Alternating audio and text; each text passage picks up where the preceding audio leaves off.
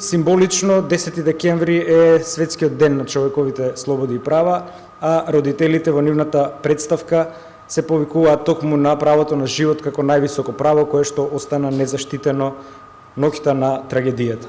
Од тука ова циркуларно писмо мое е доставено до сите членови и заменици на постојаната анкетна комисија и како поканети се дополнително собранискиот председател, подпредседателите, координаторите на пратенички групи, премиерот, министерот за внатрешни работи, председателот на Република Македонија и подносителите на представката. Тоа значи дека и подносителите на представката ќе имаат право да се обратат на оваа седница. За да не настане конфузија во јавноста, ова не е надзорна, ниту е јавна расправа, туку е редовна седница, тоа е специфичен вид на седница на комисијата, кога таа постапува по представка на здруженија или на граѓани.